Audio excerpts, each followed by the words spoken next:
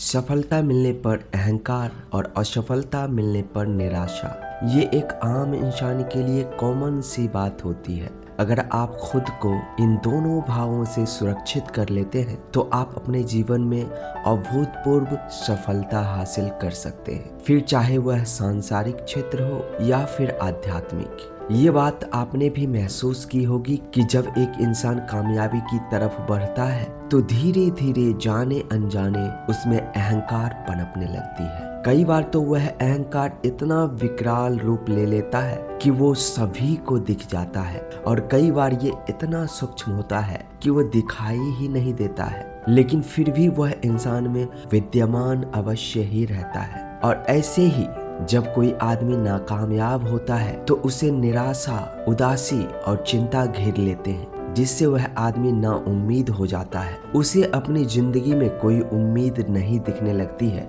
और इसी वजह से वह नई शुरुआत करने में संकोच करने लगता है।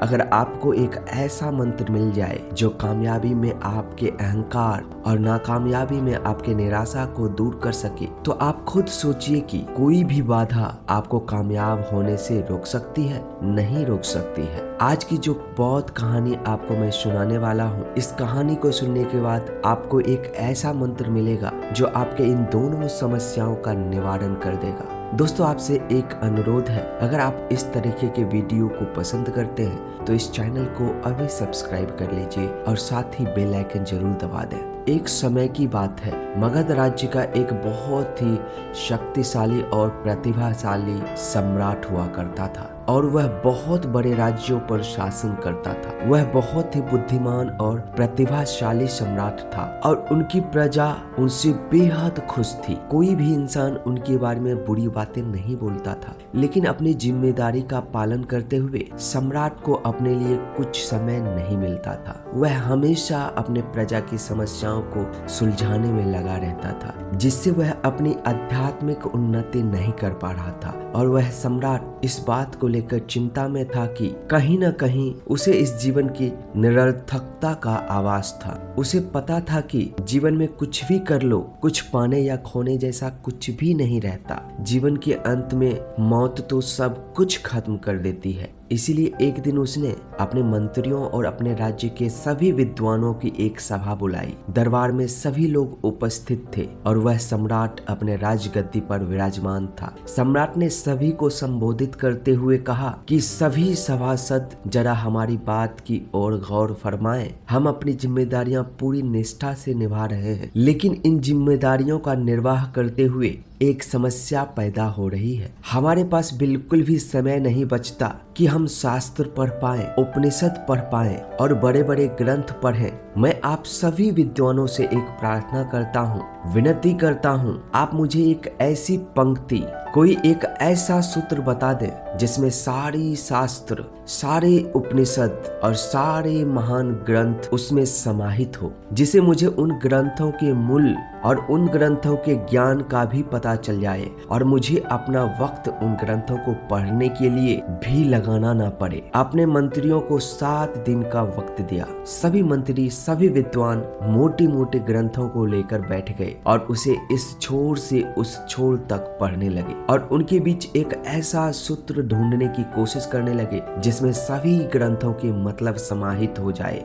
बहुत प्रयास करने के बाद किसी विद्वान को ऐसा सूत्र नहीं मिल पाया जो जीवन के सारे मूल्यों को एक ही पंक्ति में समेट ले। आखिरकार 1 सप्ताह बीतने के बाद निराश होकर वो सभी लोग सम्राट को कहते हैं, मालिक, हम सब ने बहुत कोशिश की और ग्रंथों को इधर से उधर पलट दिए, सारी शास्त्र पढ़ डाली, लेकिन हमें कोई ऐसा सूत्र नहीं मिला जो एक पंक्ति में सभी ग्रंथों के, सभी शास्त्रों के सार को समेट ले।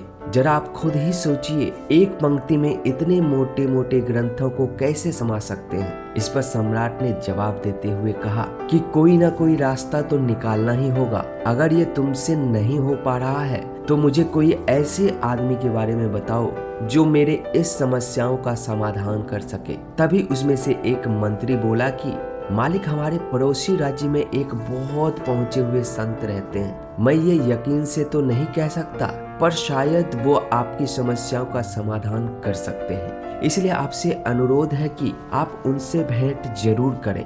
ये सुनते ही सम्राट अगले ही दिन अपने कुछ सैनिकों और घुड़सवारों को लेकर उस संत के पास पहुंच जाते हैं। संत के पास पहुंचते ही वो उस संत को अपनी सारी समस्याएं बता देते हैं। उस सम्राट की समस्याओं को सुनने के बाद वो संत कहते हैं कि राजन, मेरे पास भी तो ऐसा कोई सूत्र नहीं है और ना ही मैंने इसके बारे में कभी विचार किया है, लेकिन मेरे गुरु ने मुझे एक अंगूठी दी थी।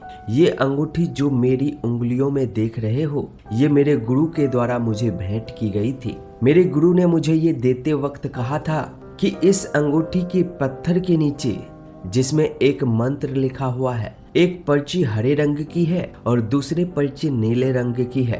वो गुरु मुझे ये पर्चियां देते हुए कहा था कि जब भी तुम्हारे जीवन में बुरी से बुरी समस्याएं आ जाए, बुरे से बुरे समय आ जाए, जब तुम्हें लगेंगे कि सब कुछ खत्म हो गया, चारों तरफ सिर्फ अंधेरा ही अंधेरा दिखाई दे और अब जीने जैसा कुछ बचा ही नहीं, तब तुम उस हरी पर्ची को खोलकर देखना। उसमें तुम्हें एक ऐसा मंत्र मिलेगा जो तुम्हें उस परिस्थिति से बाहर निकाल देगा। और दूसरी पर्ची तुम तब खोलना जब तुम्हें अपने जीवन में सब कुछ हासिल हो जाए, जब तुम्हें लगने लगे कि जीवन में मैंने सब कुछ पा लिया और अब तो पाने जैसा कुछ बचा ही नहीं, तब तुम उस नीली पर्ची को खोलना। और इसके बाद उस गुरु ने कहा कि मुझे अपने जीवन में इसकी कोई जरूरत नहीं पड़ी, क्योंकि मेरे पास ऐसा वक्त ही नहीं आया कि मुझे इस पर्ची को खोलने की जरूरत पड़े, इसलिए मैं ये पर्ची तुम्हें भेंट करता हूँ। और ये कहते हुए वो संत उस अंगूठी को सम्राट को भेंट कर देते हैं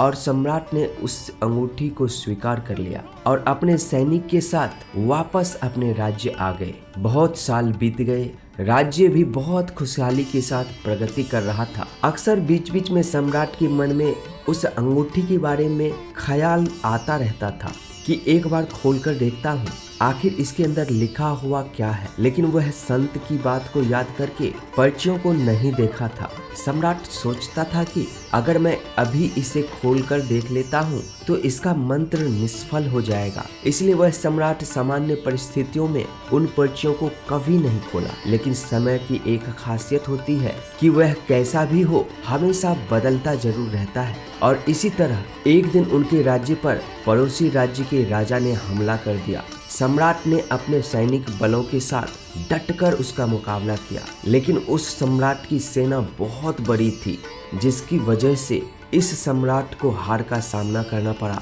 और इस हार के बाद इस सम्राट का राज्य तहस नहस हो गया, उसका राज्य उजड़ गया और बहुत से सैनिक मारे गए। और आखिर में उस राजा को अपनी जान बचाने के लिए अपने कुछ सैनिक बलों के साथ उस जगह से भागना भी पड़ा। राजा का परिवार भी युद्ध में खत्म हो चुका था। अब वह सम्राट केवल अकेला बचा था और वह भी अपना जान बचाने के लिए पहाड़ियों के रास्ते बचकर निकलना शुरू किया था। और साथ में उसके कुछ सैनिक भी होते थे, लेकिन कुछ समय बाद सैनिक भी उसका साथ छोड़कर भाग जाता है, क्योंकि उन्हें लगता है कि दूसरी सेना का जो सैनिक है उनका पीछा कर रहे हैं, वह राजा को तो मारते ही और वो सैनिक को भी जिंदा नहीं छोड़ेंगे। और यही सोचकर वो सभी सैनिक अपने राजा को छोड़कर वहां से भाग जाता है। अब राजा अकेला पड़ गया था, कोई उसका साथ देने वाला नहीं रह गया था। वह उस दुर्गम पहाड़ियों पर अकेला अपने घोड़े पर सवार होकर उसको पार करता हुआ खुद को छुपता छुपाता हुआ आगे बढ़ता जा रहा था। लेकिन दूसरे सम्राट के सैनिक किसी भी कीमत पर उसको ढूंढकर उसकी जान ले लेना चाहते थे और पीछा करते हुए वो उस सम्राट के बहुत करीब पहुंच चुके थे। तभी राजा को उनके आने की आहट मिली। राजा ने तुरंत अपने घोड़े से उतरकर उस पास के झाड़ियों में छुप जाता है। जब झाड़ियों में छुपा हुआ था तो उनके कदमों की आहट से राजा का दिल सहम सा जाता है। तभी झाड़ियों में छुपे हुए राजा को उस अंगूठी का ख्याल आता है और उसने उस झाड़ी में छुपे छुपे ही उस अंगूठी के ऊपर वाले पत्थर को निकाला और उसमें से हरे रंग की पर्ची को निकालकर जो उस संत ने उसे बुरे वक्त में पढ़ने को कहा था, राजा ने उस पर्ची को पढ़ी और उसके बाद राजा के चेहरे पर मंद मंद से मुस्कान आने लगी। उस पर्ची में लिखा था, यह वक्त है, यह भी बीत जाएगा। और वो वहीं पर छुपा हुआ रहा। ढूंढने के बाद भी जब सैनिकों को वो राजा नहीं मिले तो वहाँ से वो खाली हाथ लौट गए। और इसके बाद अगले ही दिन सुबह वह सम्राट वापस आता है। ये मंत्र उसको बहुत ही सार्थक लगा कि वक्त है, ये भी बीत जाएगा। इससे उसे बहुत हिम्मत मिली और वो बच्ची कुची टुकड़ी को लेकर फिर से अपनी सेना तैयार की और कुछ समय बाद अपने पड़ोसी राज्यों की मदद लेकर उसने अपने दुश्मन सेना पर हमला कर दिया। उसने पूरी बहादुरी के साथ वो जंग लड़ी और आखिर में वो उस जंग को जीत लिया और उसे अपना राज्य फिर से वापस मिल गया। फिर से वही पुराने दिन वापस आ गए थे, बल्कि वह उससे भी ज्यादा प्रसिद्ध हो गया था, क्योंकि वह एक छोटी सी टुकड़ी के साथ बहुत बड़ी सेना को हरा दिया था, जिससे पूरे देश में उसकी ख्याति फैलने लगी थी। उसकी प्रतिष्ठा पहले के मुकाबले कई गुना ज्यादा बढ़ गई थी और अब उस सम्राट को लगने लगा था कि मैंने अपने जीवन में सब कुछ पा लिया है,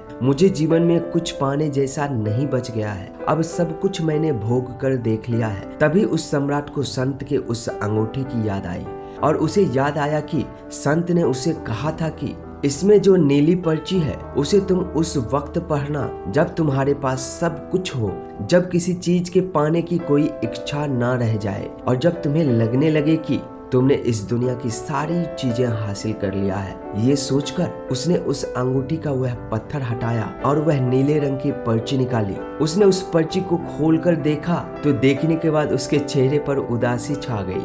ऐसा उस पर्ची में क्या लिखा था? उस पर्ची में लिखा था कि ये भी वक्त है और ये भी गुजर जाएगा। कुछ देर बाद सारी ग्रंथों का, सारे शास्त्रों का ज्ञान इस पर्ची में समाहित था। कुछ देर उदास रहने के बाद वो राजा जोर जोर से हंसने लगता है, क्योंकि उसे उस पर्ची में पूरे जीवन का सार मिल गया था। सारे ग्रंथों का, सारे शास्त्रों का सार इसी पर्ची में समाहित था।